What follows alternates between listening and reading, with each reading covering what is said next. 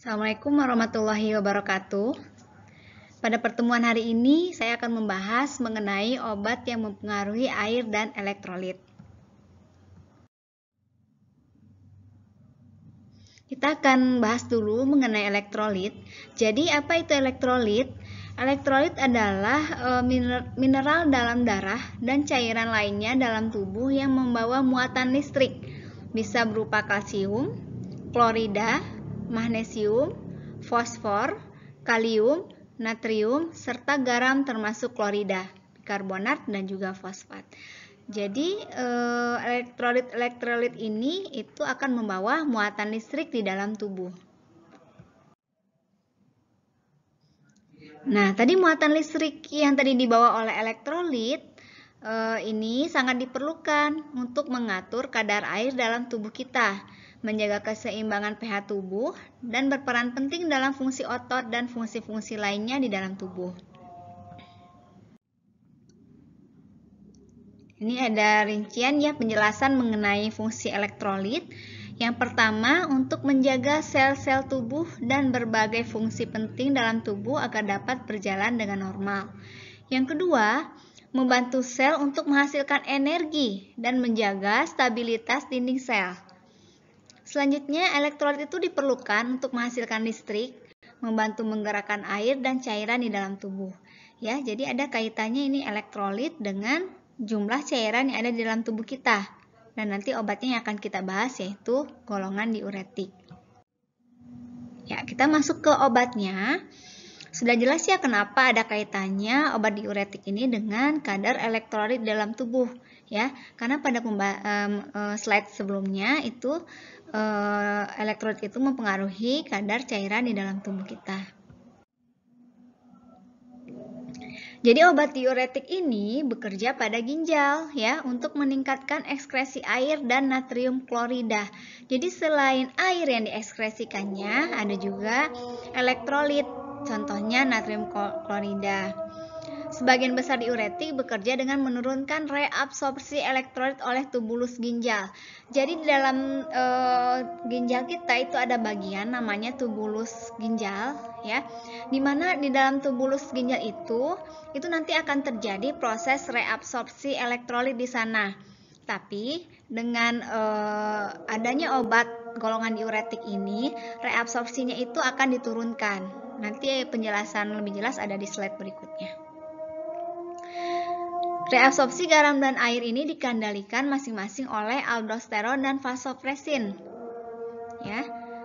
Jadi yang tadi proses reabsorpsi garam, air yang ada di tubulus ginjal, di situ ada yang mengendalikannya yaitu aldosteron dan vasopresin. Nah, di mana aldosteron dan vasopresin ini merupakan hormon diuretik atau antidiuretik hormon.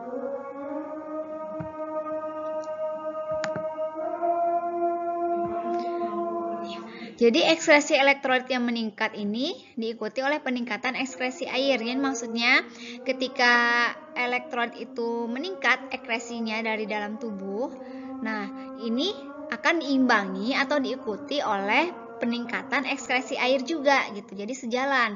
Yang penting untuk mempertahankan keseimbangan osmotik ya. Jadi ini adalah fungsi keseimbangan osmotik di dalam tubuh kita. Ini ada beberapa indikasi dari golongan obat diuretik, bisa untuk digunakan untuk penyakit hipertensi, gagal jantung kongestif, penyakit ginjal, sirosis hepatis, dan juga nanti ada beberapa penyakit lain yang bisa diobati dengan obat golongan diuretik ini. Jadi yang kita kenalkan obat golongan diuretik itu pada umumnya untuk mengobati penyakit kardiovaskuler. Ternyata tidak hanya penyakit kardiovaskuler saja yang bisa diobati dengan obat golongan diuretik ini ya, seperti sirosis hepatis itu kan penyakit pada hati dan juga penyakit ginjal. Nah, ini kan kalau yang kedua ini hipertensi dan gagal jantung merupakan bagian dari penyakit kardiovaskuler ya. Jadi walaupun kerjanya itu nanti di ginjal, tapi obat diuretik ini juga bisa digunakan untuk obat-obat mengobati penyakit yang selain yang disebabkan oleh ginjal gitu ya, seperti penyakit jantung gitu kan. bukan disebabkan oleh ginjal gitu. Saya akan menjelaskan mengenai proses diuresis di dalam tubuh kita. Jadi untuk diuresis atau peningkatan ekskresi cairan dan elektrolit dalam tubuh kita itu bisa melalui dua cara, yaitu dari luar ginjal dan juga dari dalam ginjal. Dari luar ginjal ini salah satu kerjanya yaitu dengan menghambat hormon antidiuretik dengan memberi air yang banyak. Jadi ketika seseorang mengkonsumsi air secara terus-menerus dalam jumlah yang cukup banyak, itu akan menghambat kerja dari hormon antidiuretik. Ya, dengan terhambatnya hormon antidiuretik, maka diuresis dapat terjadi atau akan terjadi peningkatan ekskresi cairan dan elektrolit dalam tubuh kita. Kemudian dengan memberikan larutannya hipotonik dan juga alkohol. Yang kedua, caranya yaitu meningkatkan cardiac output dengan meningkatkan peredaran ginjal. Ini bisa menggunakan digitalis ya, obat yang untuk kardiovaskuler. Ini juga dapat meningkatkan diuresis atau meningkatnya ekskresi cairan dari dalam tubuh. Yang ketiga, memobilisasi cairan udem perifer. Udem perifer itu udem yang terjadi pada anggota gerak seperti tangan, kaki gitu ya. Ini bisa dengan memberikan albumin. Ya, lanjut diuresis yang langsung pada ginjal. Nah, ini bisa langsung pada tubulus renalis proximal, yaitu dengan cara mencegah reabsorpsi air. Dapat menggunakan diuretik golongan osmotik diuretik. Yang kedua, pada Ansa-Henle ascendant ini bisa menggunakan loop diuretik atau obat diuretik kuat, yaitu dapat menghambat transportasi klorida dan reabsorpsi natrium. Ini dapat meningkatkan volume urin ya. Contoh obatnya ada furosemid, ethacrinic acid dan juga bumetanide. Kemudian pada cortical diluting segment Ansa-Henle, di sini mencegah reabsorpsi natrium yaitu obat golongan thiazid. Selanjutnya pada tubulus distal yaitu meningkatkan ekskresi natrium. Ya, tetapi untuk kaliumnya itu justru akan diserap atau ditarik. Ini contoh obatnya ada triamteren, amilorid, spironolakton.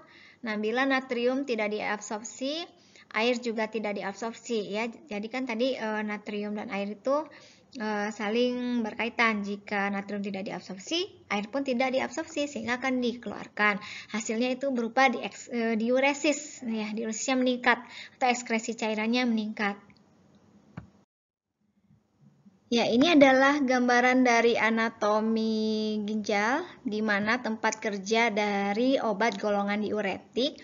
Bisa dilihat di sini yang bekerja di bagian sini atau tubulus proximal sudah dijelaskan di slide sebelumnya, itu adalah obat golongan karbonik anhidrase ya.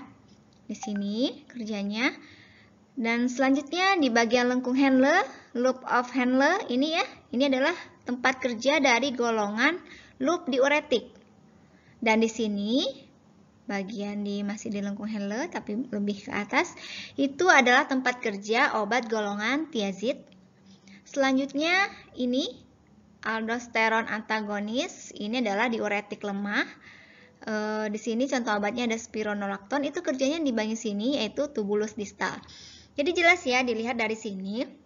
Jadi kan ada beberapa golongan diuretik itu memang tempat kerjanya berbeda-beda di dalam ginjal ya.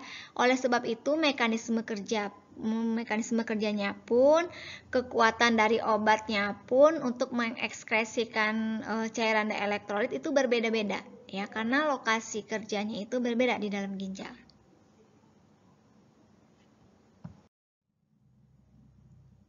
Nah, ini dia ya tadi yang golongannya saya sebutkan. Jadi golongan diuretik itu ada 5. Yang pertama, golongan thiazid. Yang kedua, golongan diuretik kuat atau loop diuretik. Yang ketiga, golongan diuretik hemat kalium. Yang keempat, penghambat anhidrase karbonik. Yang kelima, osmotik diuretik. Nah, di sini ada penjelasan mengenai kekuatan diuresis dari masing-masing golongan obat diuretik ya. Dilihat dari kemampuannya untuk meningkatkan ekskresi dari natrium. Itu yang dilihat dari yang pertama yaitu golongan loop diuretik atau diuretik kuat. Ini adalah diuretik yang paling kuat. Itu kemampuan mengekskresikan natriumnya sekitar 15 hingga 25%. Contoh obatnya ada furosemid, bumetiazid, dan juga ethacrynic acid. Nah, yang kedua yang kemampuannya sedang itu hanya mampu mengeluarkan natrium sekitar 5 hingga 10%. Contoh obatnya yaitu tiazid dan derivat-derivatnya ada chlortalidon, clopamid, sipamot, dan juga meprusid. Dan yang paling ringan itu hanya kemampuan mengekskresikannya sekitar 5%. Contoh obatnya ada triamteren, amilorid, dan juga spironolakton. Nah, ini adalah kemampuannya dalam mengekskresikan natrium ya. Nah, ternyata ada juga efek-efek yang tidak diinginkan dari penggunaan diuretik ini, seperti kehilangan atau kekurangan kalium. Ya, ini adalah salah satu efek samping dari penggunaan obat golongan diuretik. Nah, ini adalah tanda-tandanya jika pasien mengalami hipokalemi ya atau kekurangan kalium, yaitu bisa dapat menyebabkan kelemahan otot, konstipasi, anoreksia, ya, perubahan nanti hasil ECG-nya, hasil pemeriksaan elektrokardiogramnya, S sama T-nya itu mengalami depresi, kemudian inversi JLT dan sebagainya. Nah, tadi kan obat diuretik ini dapat menyebabkan kekurangan kalium, yaitu dikenal dengan istilah hipokalemi. Nah, ini dapat diatasi ya kekurangan kalium itu dengan beberapa cara.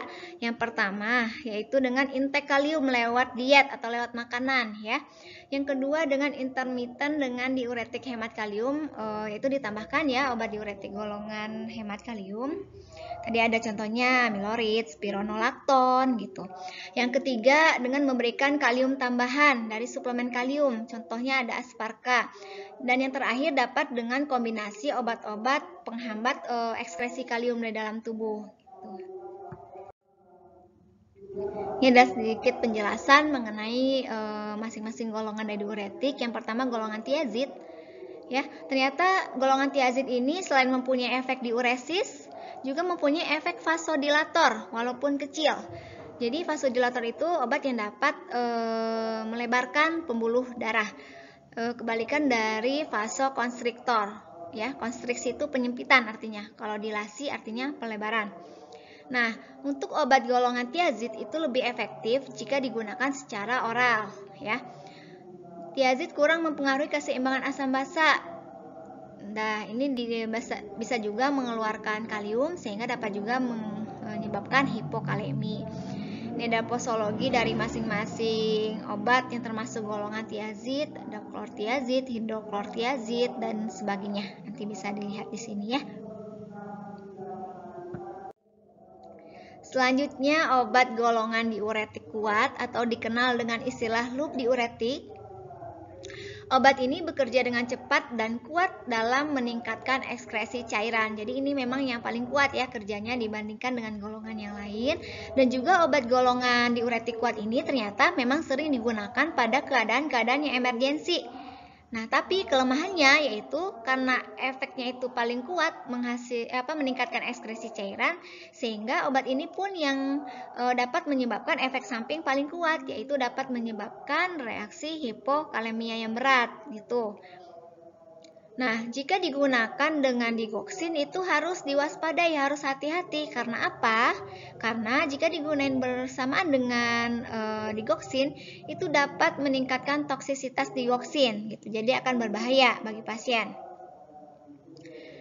Penggunaan dalam dosis besar juga dapat menyebabkan ketulian ya. Karena dapat mengganggu keseimbangan di cairan endolim, yaitu cairan yang ada dalam telinga gitu. Karena cairan dalam telinganya terganggu itu yang dapat menyebabkan efek samping ketulian itu jika digunakan dalam dosis yang besar. Makanya ini penggunanya harus hati-hati, harus dengan dosis yang sesuai.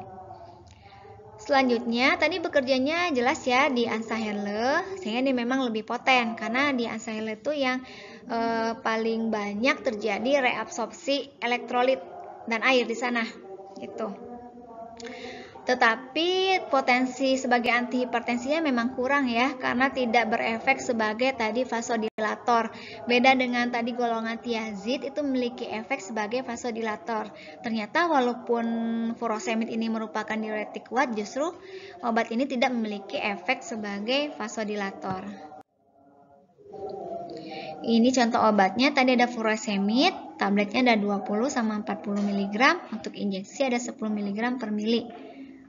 Ini furosemid ini masih efektif ya pada kondisi kegagalan jantung, makanya ini sering digunakan pada kondisi emergensi dan juga pada ginjal di mana diuretik lain itu gagal. Jadi jika diuretik lain itu tidak efektif penggunaannya, maka furosemid ini memang menjadi pilihan gitu. Ekskresinya yaitu melalui urin dan feses. Efek yang tidak diinginkannya tadi ya, gangguan-gangguan elektrolit dan juga dapat menyebabkan hipotensi, kadang nause, pankreatitis, dan tuli, terutama pada pemberian IV cepat pada insufisiensi ginjal. Selanjutnya ada obat diuretik golongan hemat kalium.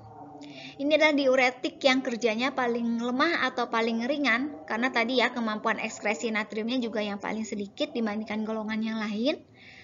Maka dari itu penggunanya biasanya dikombinasikan nih ya dengan golongan tiazid atau diuretik kuat untuk mencegah pengeluaran ion kalium yang berlebihan. Tadi ya, jadi untuk mencegah terjadinya hipokalemi memang penggunaan diuretik ini kadang dikombinasikan dengan obat golongan diuretik hemat kalium ini. Gitu. Untuk kerjanya tadi pada tubulus distal di ginjal, tadi sudah dijelaskan yang ada di gambar anatominya.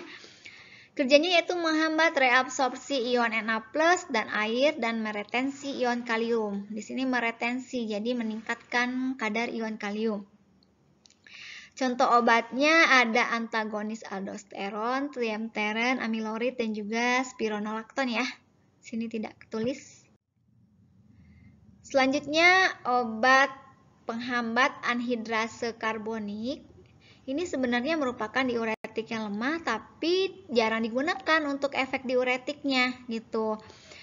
Karbonik anhidrase adalah enzim yang mengkatalis reaksi CO2 dan juga air atau H2O dan menghasilkan H2CO3. Nah, enzim ini tuh bekerja dalam korteks renalis yang ada dalam ginjal, pankreas, mukosa lambung, dan juga mata. Ya, contoh obatnya adalah asetazolamid, metazolamid ya.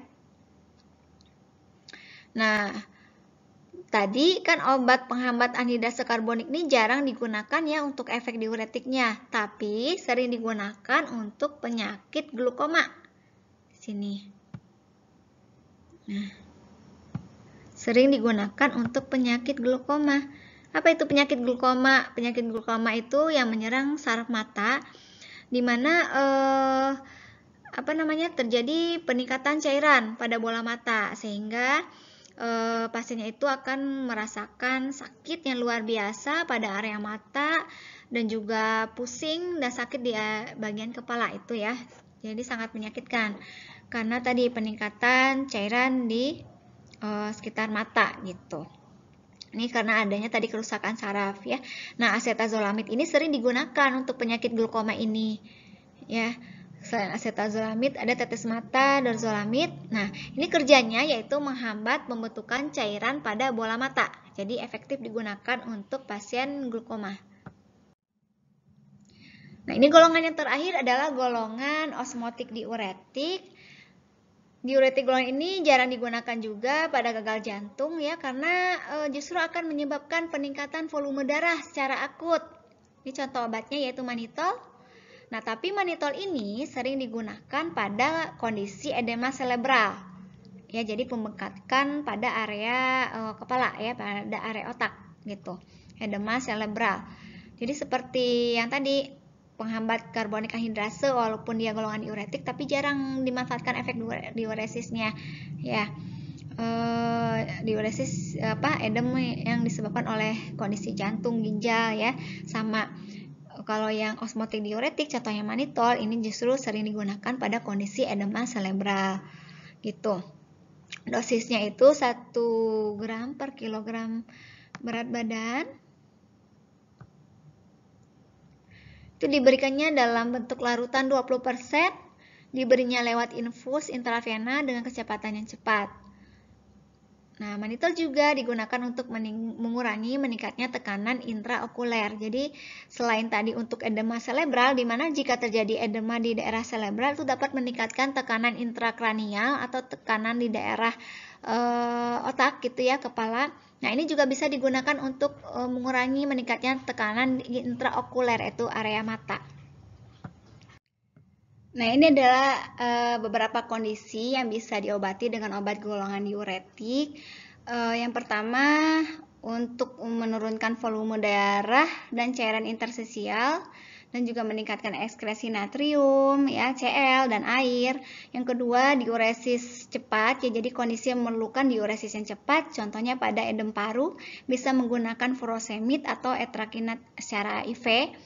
Yang ketiga, terjadinya edema pada kondisi payah jantung, penyakit hati, sindrom nefrotik. Ini perlu juga diberi tambahan suplemen kalium. Yang keempat, edema pada kondisi payah jantung. Ini bisa dengan diuretik kuat, menggunakan dosis besar.